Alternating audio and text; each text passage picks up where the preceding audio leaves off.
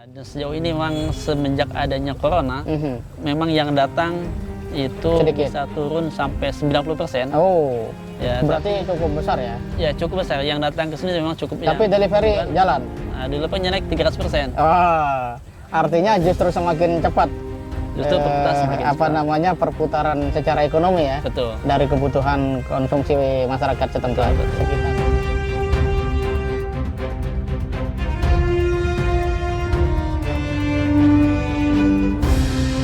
Assalamualaikum warahmatullahi wabarakatuh, pemirsa BMA TV dimanapun berada. Alhamdulillah pada kesempatan ini saya bisa hadir di kebun hidroponik yang merupakan satu bagian program ekonomi yang diberdayakan atau dilaksanakan di lingkungan pesantren untuk pemberdayaan ekonomi pesantren. Dan telah hadir bersama saya penanggung jawab dari kebun gizi hidroponik BMH, yaitu Kang Mahmudin. Beliau asal dari Garut, maka kita panggil Akang saja, alias Kang Mahmudin. Apa kabar, Kang Mahmudin? Alhamdulillah sehat. Alhamdulillah sehat dan bersemangat ya. Selalu semangat. Alhamdulillah. Nah, kalau kita bicara hidroponik, ini umumnya orang banyak yang ingin tertarik, tapi katanya ini butuh modal besar. Nah, apa solusi yang selama ini dijalankan oleh BMH sehingga hidroponiknya justru semakin luas ini? Dulu hanya area ini, kemudian bertambah di belakang, dan nampaknya juga akan terus meluas. Ini faktor apa dan bagaimana kalau kemudian masyarakat ingin mandiri itu mendirikan hidroponik? Silahkan. Ya, yang pertama, hidroponik memang sejauh ini masih dikalang sebagai butuh modal atau investasi yang besar di awal ya. Yaitu memang suatu hal yang wajar. Tapi besar itu kita tinggal kalikan. Hidroponik misalkan kita bisa berjalan 10 tahun. Misalkan kita butuh modal 200 juta, kalau dibagi 10 tahun, setahun tinggal 10 juta. Atau mungkin tinggal 8 juta. Nah, sedangkan kalau kita bandingkan dengan mencangkul, memang modal tidak besar, tapi setiap mau nanam pasti harus mengolah tanah dulu. Nah, hidroponik tanpa mengolah tanah. Kemudian yang kedua, kelebihan dari hidroponik adalah bisa kontinu dalam hal panen. Jadi hari ini diambil, hari ini dipanen, bisa langsung diisi lagi sorenya. Jadi kontinunya itu akan menemukan jumlah yang lebih besar. Bahkan dalam perbandingan sampai 10 kali lipat hasil daripada hidroponik jika dibandingkan dengan konvensional yang di tanah. Nah, bagaimana sih mengatasi modal yang cukup besar? Nah, memang untuk itu kita ketika tidak punya modal, ada beberapa hal yang sifatnya sederhana lah. Atau hari ini orang Indonesia kreatif lah. Untuk ada yang dari menggunakan barang-barang bekas, ada yang modelnya juga rakit apung, itu lebih hemat, bisa menjadi solusi untuk mengurangi modal. Nah, hanya juga tetap secara keseluruhan tinggal kita hitung berapa jangka waktunya. Makanya kenapa hidroponik lebih menggunakan paralon atau pipa-pipa guli trapesium. Salah satunya karena jangka panjang. Kemudian bahan-bahan juga yang dipakai baja ringan, kemudian atau pipa galvanis. Nah, itu hitungnya jangka panjang, Pak. Kalau misalkan ini kita gunakan dari bambu, mungkin 2-3 tahun harus ganti bongkar. Kalau ini? Nah, kalau dengan 10 tahun insya Allah tidak perlu bongkar pasang untuk instalasinya. Ya paling penggantian sisi UP-nya saja. Maksimal 10 tahun memang? Tergantung, bisa sampai 20 tahun. Tergantung kita mau berapa tahun. Hanya UP biasanya garansi dari produsen 4 tahun. Oke. Jadi kalau kita melihat pada sisi perbandingan antara hidroponik dengan langsung di tanah dengan perbandingan tadi, maka sebenarnya angka itu tidak bisa disebut mahal atau murah. Karena memang masing-masing memiliki dampak langsung ya. Tadi hidroponik mungkin pengganti tanah ya, paralon ini itu memang butuh biaya, tapi kalau kemudian kalkulasinya adalah dibagi 10 tahun, itu bisa menjadi sebuah angka yang relatif rasional begitu ya, dan cukup untuk kemudian seseorang memilih untuk menanam sayur lewat hidroponik. Nah, perjalanannya selama ini apa yang menjadikan BMH bisa eksis dengan hidroponik ini? Tadi kita berbicara modal, sudah ada modal. Mungkin juga ada mitra yang mendukung program ini. Lantas, apa sisi berikutnya yang paling diperlukan agar hidroponik itu berjalan? Karena banyak juga program-program yang serupa, itu instalasinya udah bagus, tapi kemudian tidak bisa berjalan secara maksimal. Nah, ini apa langkah yang selama ini diterapkan? Ya, yang pertama adalah sisi SDM ya. SDM ini adalah pemegang peran utama dari semua program, sebenarnya tidak hanya hidroponik. SDM yang kita kelola yang memang sudah kita saring, sudah kita interview kesiapannya, komitmennya, dan alhamdulillah sejauh ini SDM yang kita rekrut, yang kita kelola antara SDM dengan santri itu punya komitmen yang cukup bagus, sangat loyal, sangat tinggi, sehingga kita ketika ada masalah mereka tetap fokus, tetap semangat, tidak pernah ada masalah ditinggalkan. Jadi tidak ada putus asa, mereka tetap menjaga semangat itu supaya bagaimana bisa menampilkan kerja terbaik, sayur terbaik. Nah, kalau kata teman-teman begini, kalau sayur baik semuanya pada muncul, tapi ketika sayuran rusak atau hancur semua pada tenggelam. Nah, kita tidak mau hal itu terjadi. Mau sayur rusak, sayur bagus, kita sama-sama hadapi, kita sama-sama cari solusi apa yang perlu dikembangkan di hidroponik ini. Nah, memang sejauh ini kita tetap ada namanya upgrading atau peningkatan skill. Kita juga mengikuti beberapa pelatihan, karena ya namanya tanaman itu hamanya tidak itu aja. Pasti ada mulai dari suhu, cuaca, kemudian juga penyakit, itu ada musimnya dan berbeda-beda. Semakin lama semakin banyak hama yang tahu dan semakin banyak tantangan yang besar. Dan maka dari itu kita harus terus meningkatkan skill supaya kita bisa mengatasi apapun yang terjadi di situ. Jadi beda dengan manusia ya. Kalau manusia kan hamanya lalat, nyamuk gitu ya. Nah, nyamuk itu aja. Nah, kalau sayuran hidroponik ternyata beda zaman, beda musim, beda juga yang menyerang. Betul. Begitu ya. Betul. Karena ya tadi kita tidak hanya sebatas dengan hama, dengan air. Air itu kita ada standarnya. Mulai dari pH, kemudian nutrisi, suhu, kemudian juga hal matahari itu tergantung. Tanaman itu tergantung matahari. Nah, itu bisa kita manage, kita bisa jaga sama-sama supaya semuanya tetap stabil. Insya Allah sayur akan bagus. Oke. Setelah SDM, ada nggak misalnya mekanisme yang menjadi standar di dalam pengelolaan kebun ini? Sehingga ini bisa menjadi sebuah insight atau wawasan bagi masyarakat untuk kalau mengatur atau membuat hidroponik begini standar operasionalnya misalnya. Ya, kalau saya yang pertama adalah kejujuran ya. Kejujuran, kedisiplinan. Kenapa mesti jujur? Hidroponik itu butuh perawatan. Nah, ketika SDM ini tidak merawat, kemudian tidak jujur, bilang dirawat, ternyata enggak. Nah, maka dari situ ketika ketidakjujuran muncul hama, bilangnya dicek di atas, ternyata tidak, maka akan dampaknya semakin besar. Maka perlu kejujuran. Yang kedua perlu ketelitian. Nah, ketelitian kenapa? Karena hal sepele saja, air yang satu saluran mampet itu satu baris bisa mati semua, maka perlu yang teliti.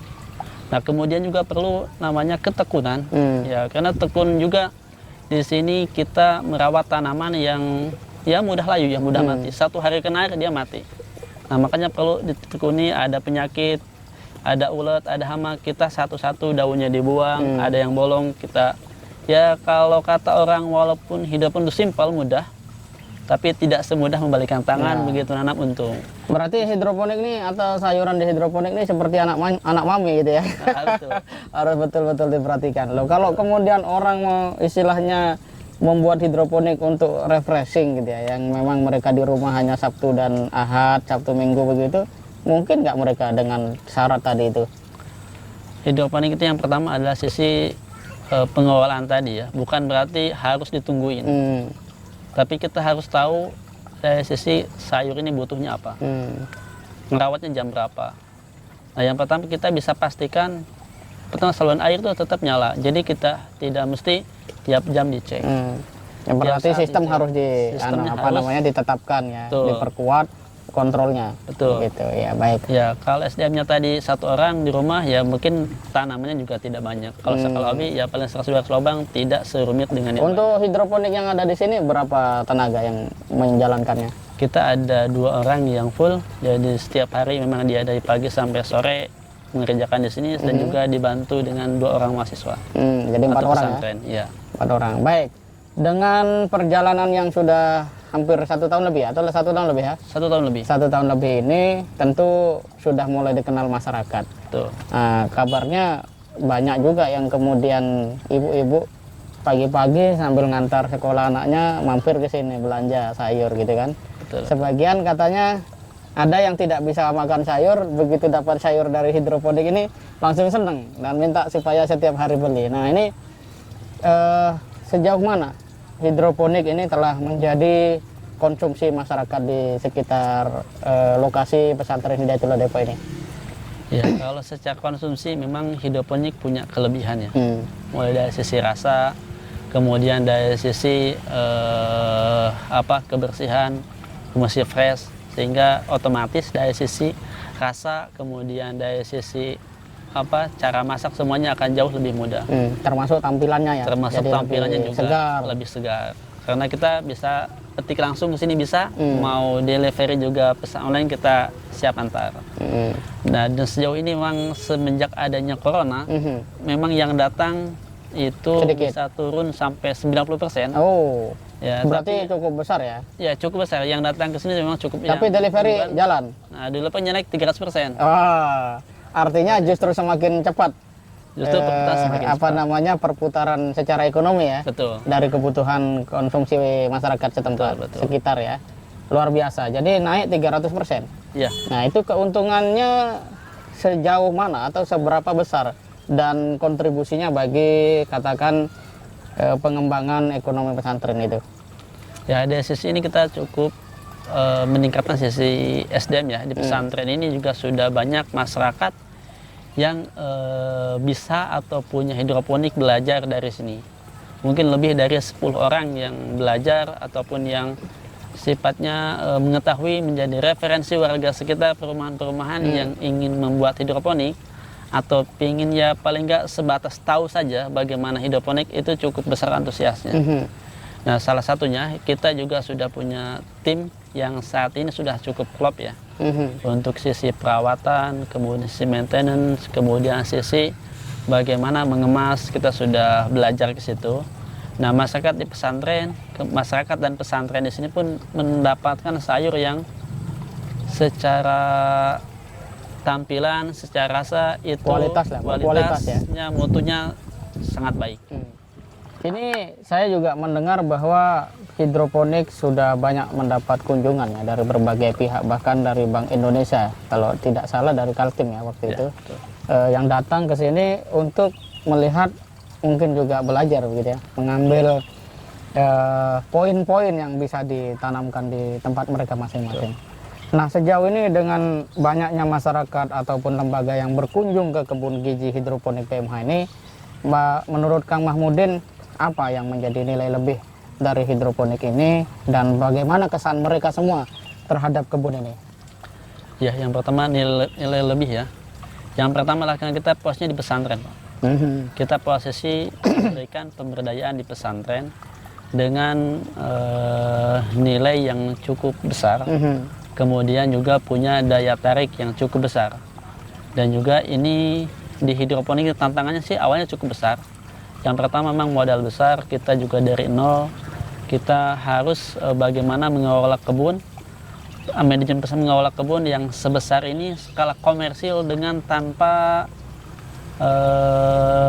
tanpa background yang kuat di pertanian. Tidak ada latar belakang. Tidak ada latar belakang pertanian. Jadi semua yang aktivis di sini dari nol semua, bidang pertanian. Nah, dari situ kita bisa berjalan, kita bisa bertahan. Bahkan di BMA ini salah satu program yang setelah di launching tidak mendapatkan support pendanaan. Jadi begitu berjalan langsung bisa membiayai dirinya sendiri. Dan juga dalam tahun itu pula, tahun pertama juga sudah bisa memberikan kontribusi yang cukup besar. Nah, kelebihan-kelebihan itu yang membuat mereka tertarik. Yang pertama tadi posnya di pesantren, karena banyak pesantren yang fokusnya hanya sisi pendidikan. Nah, sedangkan ini bisa juga mengembangkan pertanian dengan metode hidroponik, berjalan dengan cukup baik. Sejauh ini bisa memberikan efek atau dampak operasional pada pesantren yang cukup baik. Nah, kemudian yang kedua, bagaimana santri atau misalkan mahasiswa ini bisa bertanggung jawab dalam hal mengelola ini, karena ini adalah tanggung jawab daripada pesantren memberikan amanahnya kepada santri atau kepada mahasiswa ada untuk pengelolaan kebun ini. Itu yang menjadi nilai mungkin bagi nilai Nilai mereka plus ya, nilai plus dari karena kita kebun tidak gizi berangkat hidroponik. dari sisi profesional tadi, kita oke. berangkat dari nol. Dari tidak tahu, tapi karena tekun, ya coba teliti dan melihat kebun ini sebagai anak mami gitu ya, sehingga ada keberhasilan. Nah yang terakhir, ini juga sudah beberapa kali ikut event, bahkan kalau nggak salah, jika berhasil akan ke negara lain gitu ya, ke mancanegara. Nah sejauh ini bagaimana itu istilahnya progres dari setiap event yang diikuti oleh kebun gizi hidroponik BMH ini? Ya, untuk event yang cukup tingkat provinsi Jawa Barat ya 2019 kita masuk di bidang pertanian Agriculturity juara 1 tingkat kabupaten kota untuk di Depok. Kemudian juga masuk di 20 besar tingkat provinsi di segala jurusan, segala sisi di berbagai berbagai sektor kan Ada yang juara itu? ya. Yang juara ada, yang dipilih itu dari waktu itu ada tiap sektor diambil satu, pertanian satu, kemudian misalkan fashion satu, makan satu. Nah kita dari pertanian yang diambil itu 3 dan kita masuk di 3 besar. Dapat hadiah ya? Alhamdulillah dapat, bukan hadiah sebenarnya, itu adalah tanggung jawab tambahan bagi kita. Oh gitu. Berupa? Dana yang memang harus dikembangkan di hidroponik. Oh, luar biasa. Jadi ada juga kepedulian pemerintah ya lewat event yang mereka selenggarakan, sehingga ketika ini terpilih menjadi sebuah kebanggaan juga bagi pemerintah untuk ikut serta ya menyumbang guna pengembangan kebun gizi hidroponik ini.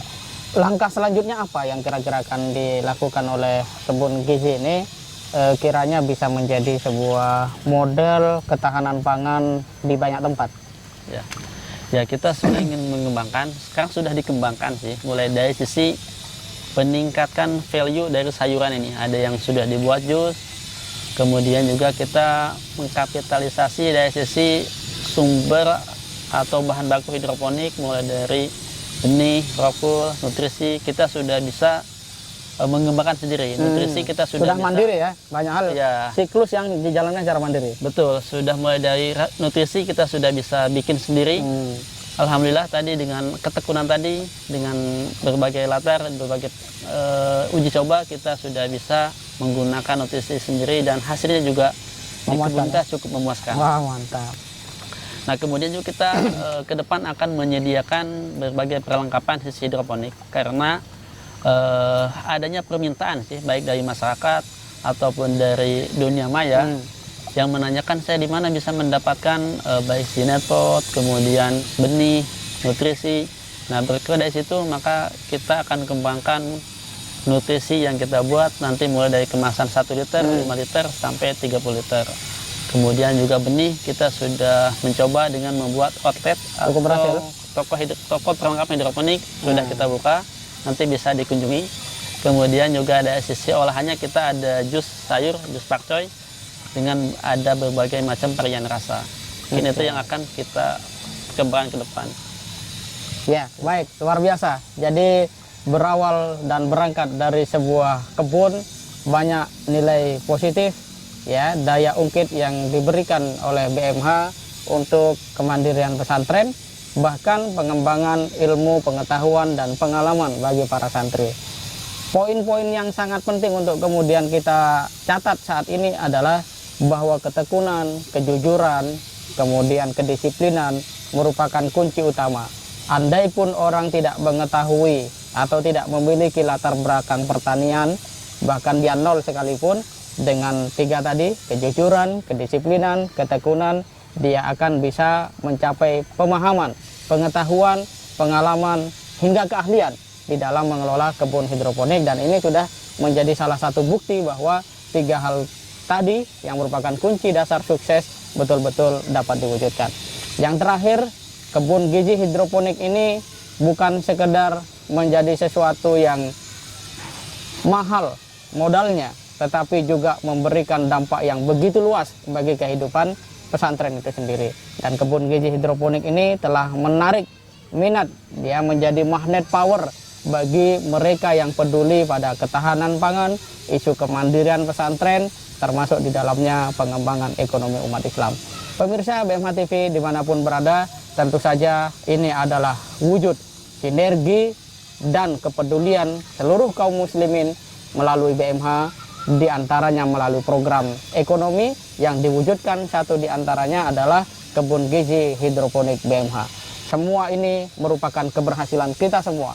Ini adalah kesuksesan umat Islam, dan BMH sebagai wasilah penyelenggara daripada pengemban amanah kebaikan umat Islam, insya Allah akan terus siap bersinergi untuk mengembangkan berbagai macam program positif yang dibutuhkan masyarakat, terutama di bidang ekonomi, dan lebih khusus adalah pemberdayaan pesantren melalui kebun gizi hidroponik. Demikian perjumpaan kita pada kesempatan kali ini.